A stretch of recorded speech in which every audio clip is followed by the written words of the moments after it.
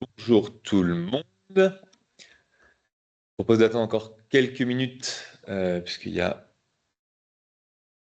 pas mal de personnes qui sont en train de se connecter encore.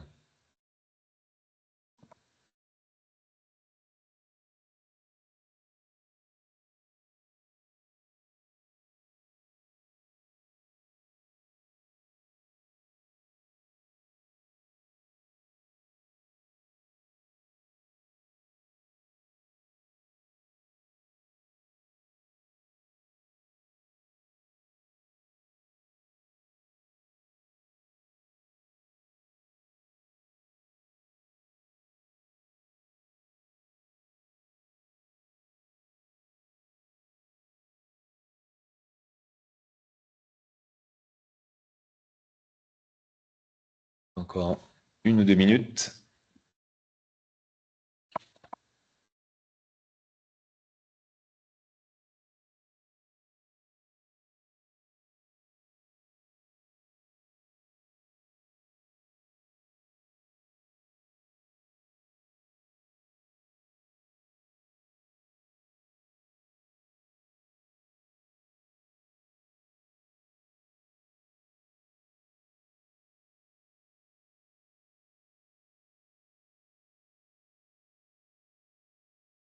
Et bien, je vous propose de commencer.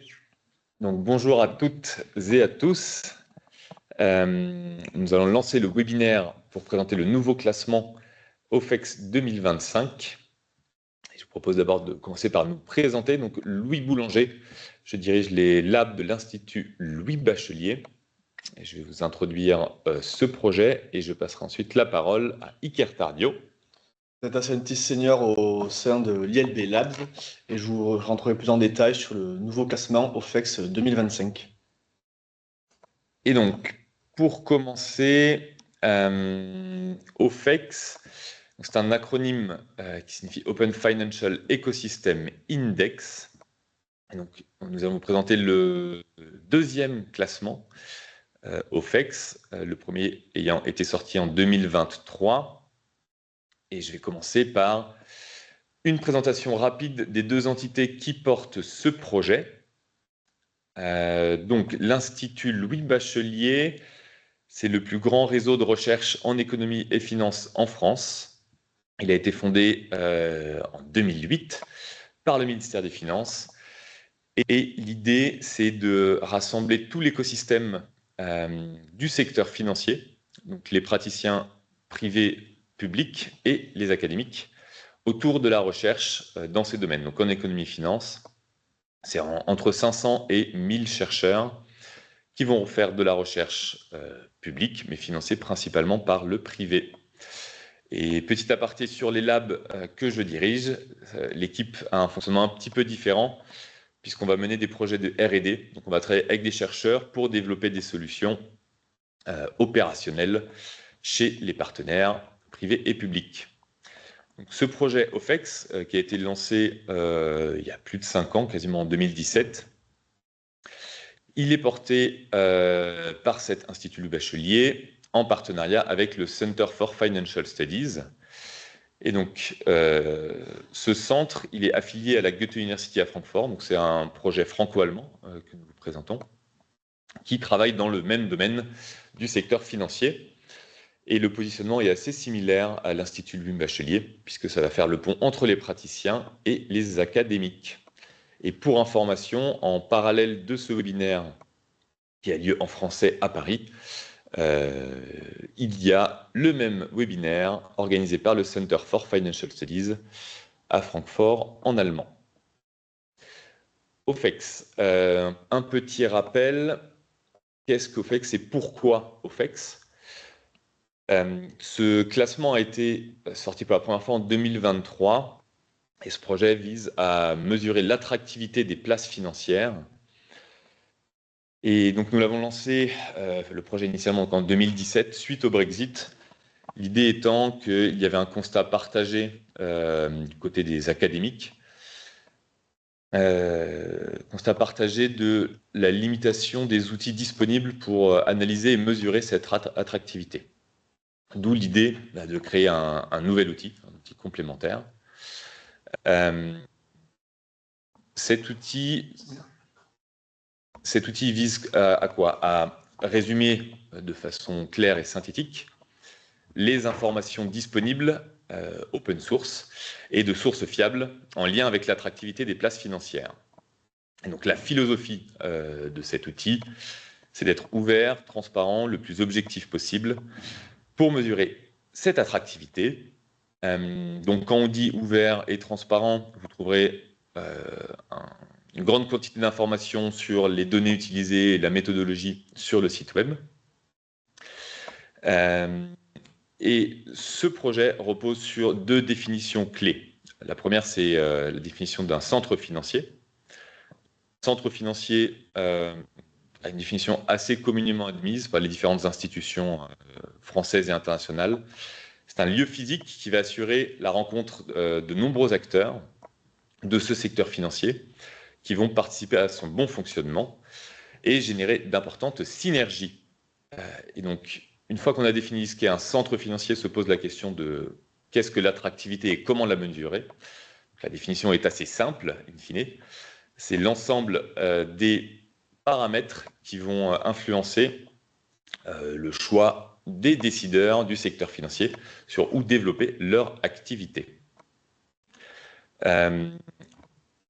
Maintenant qu'on a rappelé ce qu'est OFEX et les définitions clés de ce projet, je vais me permettre un dernier point. Ce projet est un projet académique. Donc vous l'avez vu, ce sont deux entités académiques qui portent le projet.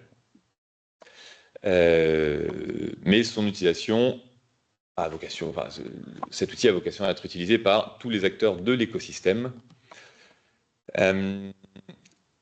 Pour la suite de la présentation, on va vous faire un rappel, un rappel et une présentation de la méthodologie OFEX de façon résumée.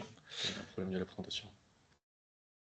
Ah, apparemment, on me dit qu'il y a un problème sur le partage de la présentation, mais je vais continuer de vous expliquer ce que l'on va vous présenter le temps qu'on règle ça.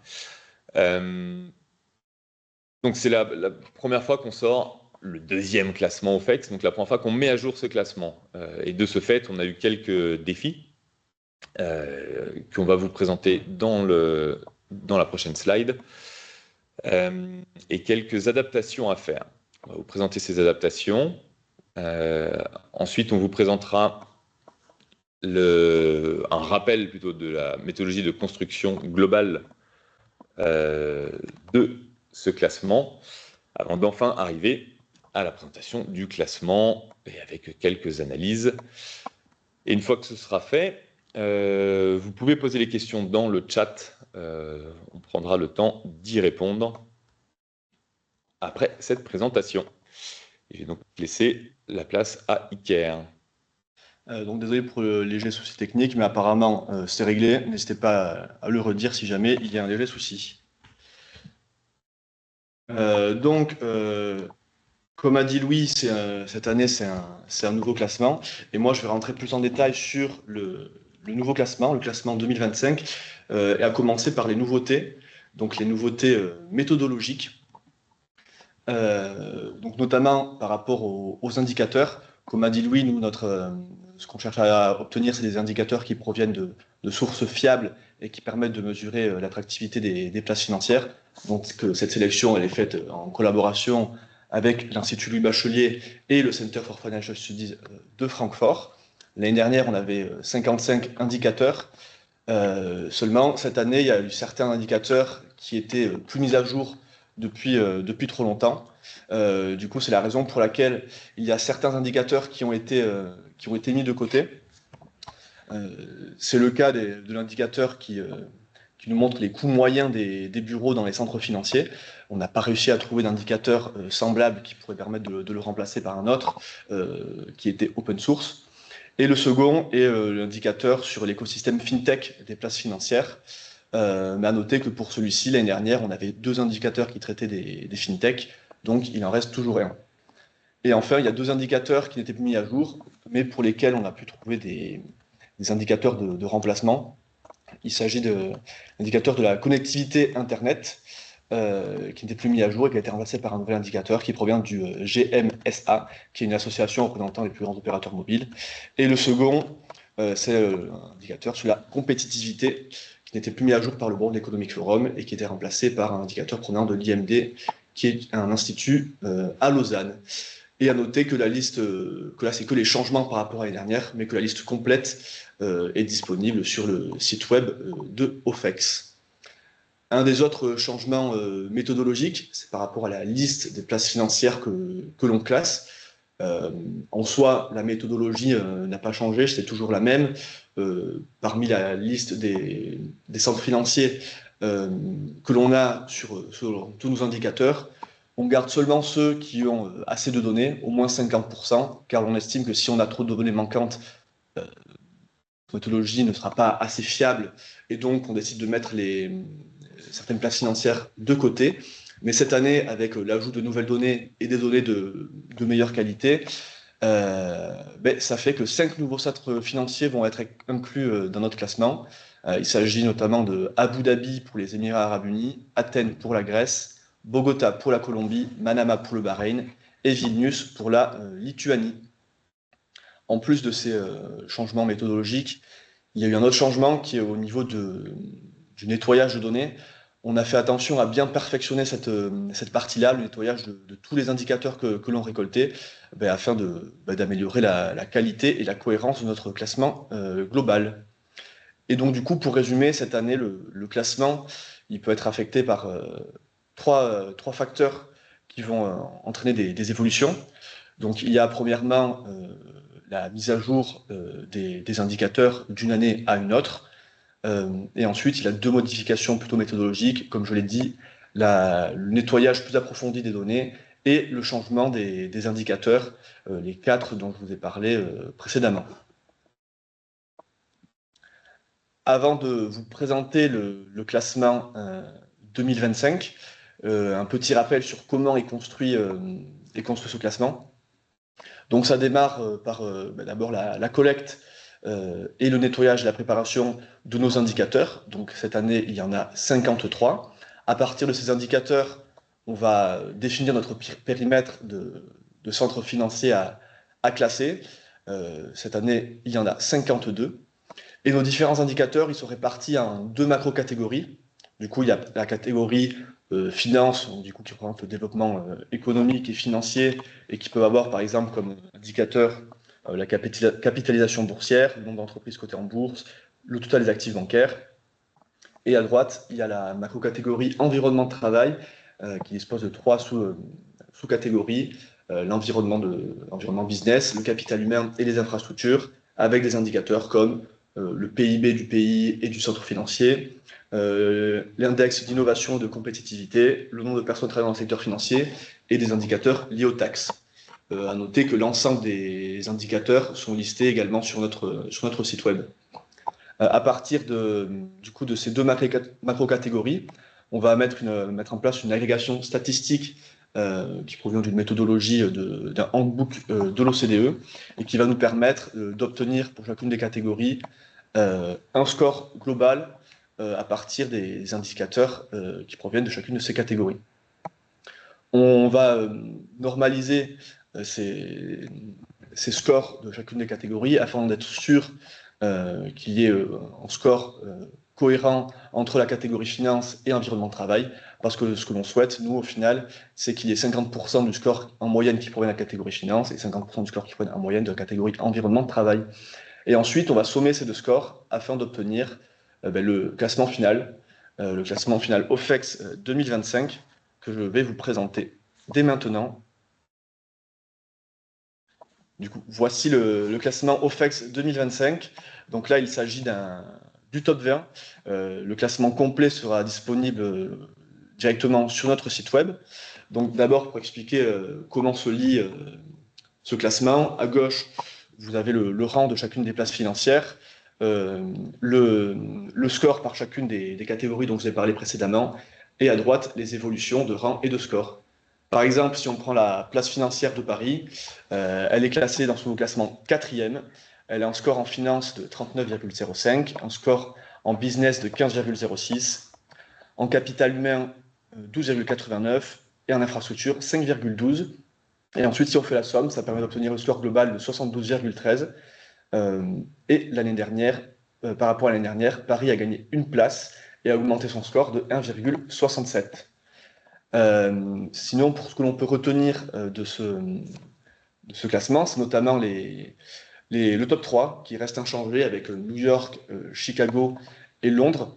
Donc, petite précision, New York avec un score de 100, c'est parce que tout est harmonisé en bas 100, donc le numéro 1 a forcément un score de 100. Les restes sont classés par rapport aux autres.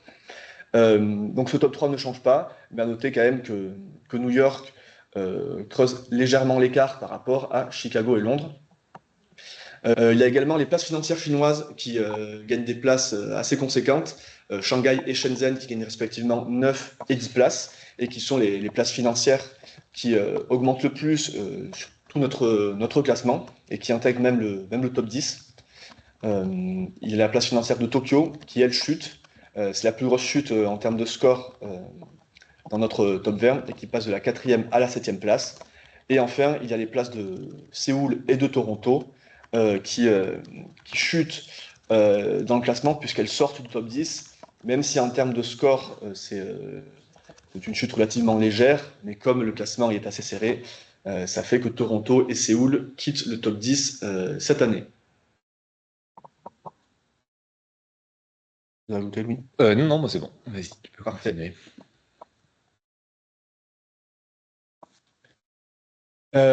Du coup, comme je vous l'ai dit tout à l'heure, le classement de cette année peut être affecté par 3 facteurs. Du coup, il y a la mise à jour des données d'une année à une autre.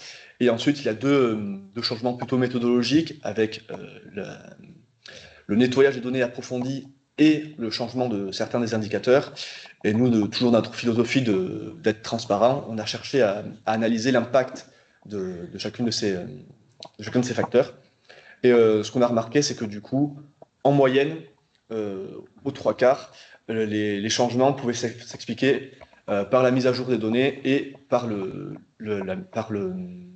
un meilleur nettoyage des données qui permet d'avoir un classement plus robuste et de meilleure qualité. Et ensuite, on a un quart de ce classement en moyenne qui évolue dû au changement d'indicateurs.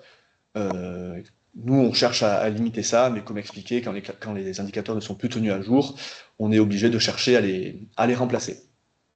Ensuite, on a regardé un peu plus en détail au niveau des plus gros changements du top 15, quel était l'impact de chacun de ces facteurs.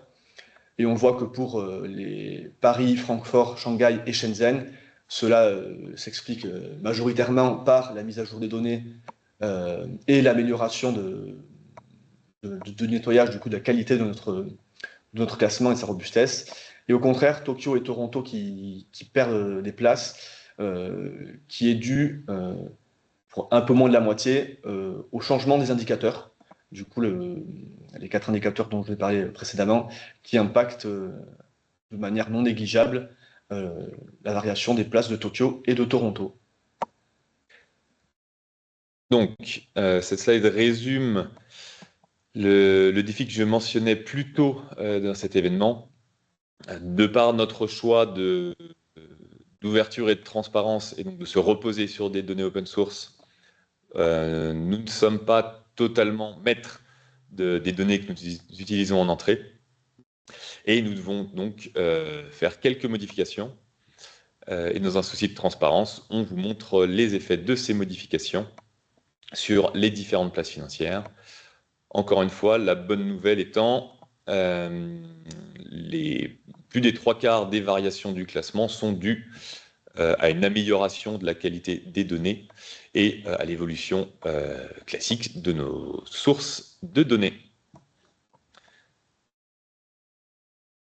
Et du coup, enfin, avant de passer aux questions-réponses, mais vous pouvez découvrir notre site web, soit en flashant le QR code ou en accédant directement au lien ci-dessous. Le site web devrait être mis à jour très prochainement, dans les minutes, si ce n'est pas déjà fait. Et vous pouvez également nous contacter si vous avez la moindre question, remarque par rapport à notre classement. Tous les retours sont bienvenus. 2 éléments complémentaires, en effet. Alors, sur le site web, c'est bon, il est à jour. Attention, donc il y a les deux classements, hein, le classement de l'année dernière, 2024, et le classement 2025. Vous pourrez voir les différences. Sur le fait d'être contacté, donc n'hésitez pas, on l'a beaucoup fait l'année dernière. L'idée, c'est on est preneur d'un maximum d'échanges avec les acteurs du secteur financier de tout type, soit pour expliquer ou réexpliquer la méthodologie et prendre les retours dans un souci d'amélioration continue de cet outil. Sachant que d'un point de vue gouvernance, toutes les évolutions méthodologiques sont uniquement décidées par le conseil scientifique, donc un ensemble de scientifiques partagés entre l'Institut Le Bachelier et le Center for Financial Studies, qui sont deux entités académiques qui pilotent ce projet. Je vous propose de répondre aux questions qui sont dans le chat. Pour information, si vous avez des questions sur des évolutions de certaines places financières, on a des éléments pour répondre à plus précisément pourquoi une place financière gagne ou perd des points sur les places financières principales. Et si vous voulez des analyses spécifiques, on pourra en faire. Contactez-nous par mail, tout simplement. Donc, je vais passer en revue les questions qui sont dans le chat. La première concerne un des nouveaux indicateurs que nous utilisons. Et donc, c'est une remarque un type de remarque qu'on a déjà eu lors des précédentes présentations d'OFEX. Donc, on utilise des indicateurs composites, c'est-à-dire qui eux-mêmes reposent sur un ensemble d'informations et de données. Ces informations étant publiques ou non. Et donc, comment on traite le fait qu'on peut avoir de l'information redondante dans les indicateurs? Deux éléments de réponse pour ça. Un élément statistique et un élément méthodologique. Donc, statistiquement, dans la méthodologie qu'on utilise pour agréger les différents indicateurs, pour vulgariser l'approche que nous utilisons, l'approche statistique vise à supprimer les informations redondantes entre les indicateurs qu'on utilise. Donc, dit autrement, si on mettait deux fois le même indicateur dans le classement, ce ne serait pas gênant parce que l'approche statistique recommandée par l'OCDE permet de supprimer cette redondance. Ça, c'est une partie de la réponse.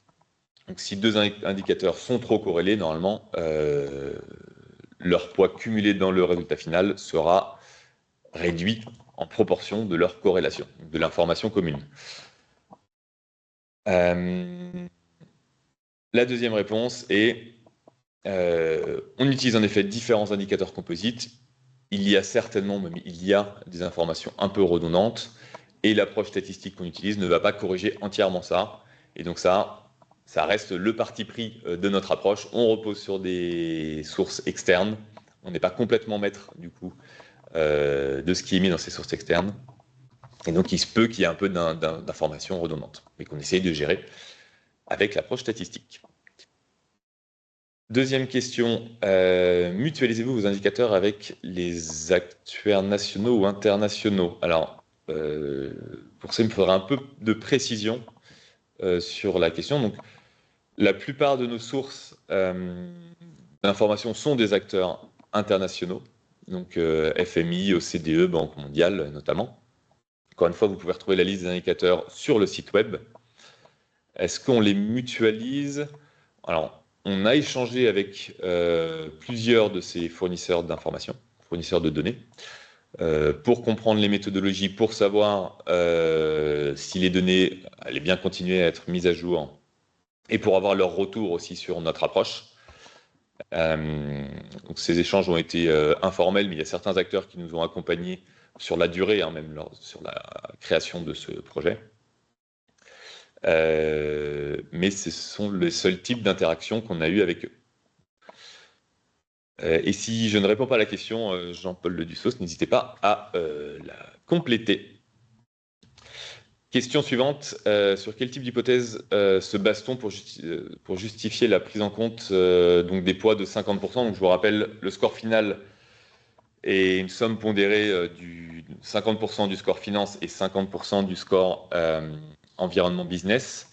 Alors ça a été des débats extrêmement longs avec les différents experts académiques et des entités, notamment internationales, dont j'ai parlé, pour se dire l'attractivité d'une place financière. Il y a plutôt un consensus sur le fait de dire que ça repose bien sur ces deux éléments, donc le développement du secteur financier et l'environnement business au sens large. Après, sur la pondération, beaucoup de débats et assez compliqué d'arriver à un consensus. C'est pour ça qu'on a pris une approche assez simple et finalement on a assez peu été challengé là-dessus, de dire on fait moitié-moitié sur les deux catégories. Et pour information, on a bien en tête que différents acteurs pourraient vouloir pondérer de façon différente. Donc sur le site web, si vous cherchez bien, il y a possibilité pour les utilisateurs et utilisatrices de changer cette pondération et voir à quel classement on aboutirait. Mais voilà, le 50%, c'est un consensus parce que les personnes n'étaient pas trop d'accord, mais on a abouti à couper la poire en deux. Question suivante. Est-ce que nous avons est-ce qu'on a des indicateurs en lien avec le dispositif de lutte contre la criminalité financière? Oui, on a un indicateur de lutte contre le blanchiment d'argent notamment. Je n'ai plus en tête exactement la source, mais c'est disponible encore une fois sur le site web. Et oui, on a un indicateur. Il me semble que c'est basé l'index, si je ne dis pas de bêtises. C'est ça. Donc pour cet indicateur spécifique, on a pas mal cherché. On avait regardé les travaux d'une task force internationale sur ces sujets. Et finalement, en effet, on a trouvé un indicateur qui reprenait bien la fiabilité de la supervision et régulation financière sur les sujets de lutte anti-blanchiment, financement du terrorisme notamment. Question suivante. A-t-on une porosité avec les données du GIEC concernant les risques écologiques? La réponse courte est plutôt non. Pour compléter cette réponse, on peut parler des indicateurs de durabilité que nous avons. On en a deux principaux.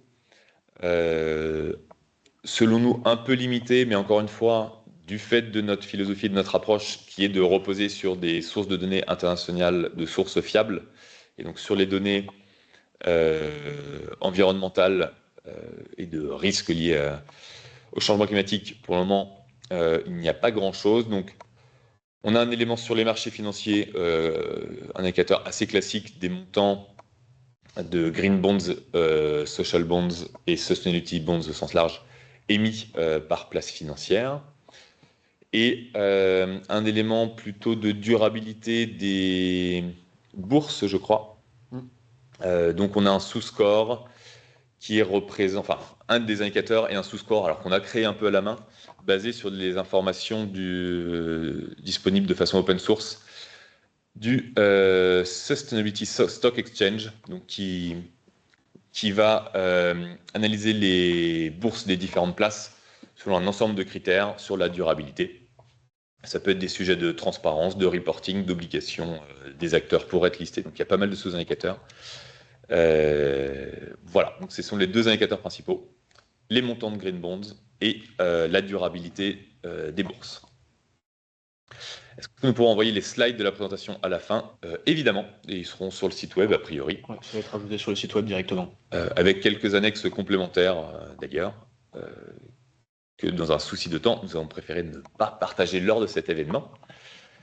Question suivante, comment se situent vos résultats versus les autres classements comme le leader City Index? Alors le City Index, je ne suis pas sûr de savoir lequel c'est. Il y a un classement assez connu sur l'attractivité des places financières qui est le GFCI, donc le Global Financial Center Index. Et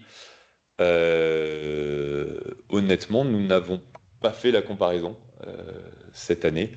On sait que le classement, enfin, on voit deux différences principales avec le GFCI, donc le Global Financial Center Index. Trois différences. Le premier, ça va être plutôt sur la philosophie de l'approche. Donc encore une fois, nous, tout est open source et on essaye d'être le plus transparent possible.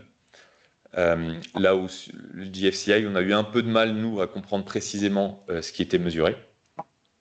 Deuxième chose, dans notre approche, on cherche à avoir une mesure objective, là où le GFCI se base sur des sondages, donc une mesure plutôt subjective. Et donc là, on trouve les deux approches assez complémentaires. On a le GFCI qui va mesurer ce que pensent les gens de l'attractivité des places financières. Et nous, de notre côté, on prend un ensemble de critères validés par le comité scientifique franco-allemand pour définir ce qu'est l'attractivité des places financières. Donc, les deux indicateurs nous paraissent complémentaires. Et le troisième point différenciant entre les deux approches, ça va être que un de nos objectifs est d'avoir un indicateur plutôt stable. Donc ça a été tant dans la revue de littérature que lors des échanges avec les experts académiques et internationaux. Il y avait un consensus sur le fait que l'attractivité d'une place financière ne doit pas changer du jour au lendemain. C'est quelque chose qui arrive dans le temps long. Donc notamment une des questions qui aurait pu arriver là, c'est se dire dans l'écosystème français avec les événements politiques qui arrivent, on pourrait se dire que l'attractivité de la place financière pourrait en pâtir. Donc deux éléments. La réponse courte est peut-être qu'elle va en pâtir. Sur les données qu'on utilise à date, ça ne se voit pas encore. Et donc ça se verra peut-être petit à petit. Il faudra voir sur les prochaines années. Et donc ce qu'on voit dans nos classements OFEX et aussi sur les années précédentes qu'on avait reconstruits, c'est on a une certaine stabilité du classement plus que le GFCI dont on parlait. Donc, je ne sais pas si, Edouard, c'était celui-ci dont vous parliez, mais c'est le classement le plus connu à date sur ces sujets. Question de Guillaume. Quel est aujourd'hui l'impact du classement OFEX sur le secteur financier? Deux éléments de réponse. Ce qu'on voit de l'échange avec les différents acteurs du secteur, c'est plutôt de la bienveillance, des retours très positifs sur le fait que ce soit transparent, ce qui permet de voir à tout le monde de se faire un avis complet sur ce qui est bien couvert par le classement et ses limitations. Les places financières sont encore en train d'essayer de bien comprendre le classement, savoir ce que ça mesure et donc essayer de l'utiliser comme un outil de compréhension de leur attractivité. Donc on a de nombreuses demandes de places financières pour comprendre ça et voir comment elles peuvent s'améliorer, voir leurs points forts et leurs points faibles comparativement aux autres places financières. Et voilà, donc là on a surtout pas mal de demandes de différents acteurs pour comprendre ça. Après l'impact sur le secteur financier, sur la prise de décision, je pense qu'on n'a pas le recul et pas les métriques pour répondre à ça. Jean-Paul Lustos, un échange post-réunion dans le cadre, mais pas de souci, nous sommes disponibles. Ambra Moschini, est-ce que notre méthodologie prend en compte le poids du cadre réglementaire? Alors, on a des indicateurs, différents indicateurs sur la réglementation. Et pour faire court, pour chaque indicateur, pour tous les indicateurs, on va définir un sens, une approche simple, mais en fait, c'est très compliqué de faire différemment, à savoir, un indicateur donné, on va dire ce qui est bien pour l'attractivité d'une place financière, à savoir est-ce que ce sont les valeurs hautes ou basses de cet indicateur qui sont bien pour l'attractivité d'une place financière. Donc ça peut paraître un raisonnement un peu simplifié, mais changer ça d'un point de vue méthodologique, c'est très compliqué. Donc je vous donne un exemple. Si on regarde le montant des green bonds émis, on va dire que plus une place financière émet des green bonds, mieux c'est pour son classement d'attractivité. À l'inverse, sur les sujets de taxation, enfin aussi une approche similaire, mais plutôt inverse, à savoir plus il y a un taux de taxation important on a plusieurs indicateurs de taxation, moins ça va être attractif pour les acteurs qui veulent développer leurs activités. Donc ça, on est obligé méthodologiquement de faire ça dedans. Et donc, sur le poids du cadre réglementaire, on a plutôt des éléments d'information sur la qualité de la réglementation. Je ne crois pas de mémoire, Iker, corrige-moi sinon, mais on n'a pas d'informations sur le poids du cadre réglementaire. Donc plus il y a une réglementation et une régulation et supervision, notamment du secteur financier, développée et efficace, donc je crois qu'il y a des indicateurs de l'OCDE, je crois, là-dessus, mieux ce sera. Question suivante. Vous avez indiqué que Abu Dhabi était intégré dans le classement, mais on ne le retrouve pas dans la liste. Pourquoi? Alors, du coup, j'ai vérifié. Donc, peut-être que vous parlez de ce classement-là. Mais du coup, pour rappel, c'est un top 20. Et c'est le classement complet est accessible sur le site web. Et en effet, il y a bien Abu Dhabi qui est classé 36e. Ça, 36e sur les 52 places financières qui ont assez d'informations disponibles dans les sources fiables que nous utilisons. Je peux vous mettre le lien du classement directement dans le chat pour le retrouver. Nous arrivons à la dernière question. Comment prendre en compte les écarts de taille et processus d'aspiration, par exemple le fait que la première banque US représente les 10 premières banques US. Intéressant d'analyser le lien entre ce phénomène et la régulation. Alors, ça, je pense que la réponse courte va être avec deux éléments de réponse. Le premier, toutes ces questions-là, on a beaucoup réfléchi et travaillé dessus lors des quasiment 6 années de préparation du premier classement. Donc, nous avons choisi, oui, okay. US, mais EU, oui. Nous avons travaillé du coup avec le comité scientifique pour prendre des indicateurs normalisés ou non normalisés. Donc, il y en a certains qui vont être normalisés par le PIB, par la population, etc. Pour essayer de prendre en compte ces effets-là. Ma réponse est, ça reste imparfait. Je pense que c'est le mieux qu'on puisse faire au vu du nombre d'experts qui ont été impliqués là-dessus pour arriver à un consensus sur les 52 indicateurs ou cinquantaine d'indicateurs. Ça a déjà été un processus très lourd et très long. Donc je pense que c'est un très bon ensemble d'indicateurs à date. Et donc la deuxième partie de ma réponse va être on ne pourra jamais prendre en compte tous les effets de ce type-là. Et du coup, encore une fois, l'objectif, c'est de fournir un classement avec des composés en sous-indicateurs, mais un classement synthétique pour la prise de décision. Et évidemment que les décideurs, ensuite, devront creuser plus précisément pour prendre en compte tous les éléments et tous les biais potentiels qui peuvent être utiles de regarder quand on compare des places financières. Donc, c'était la dernière question, pardon, et donc la dernière réponse.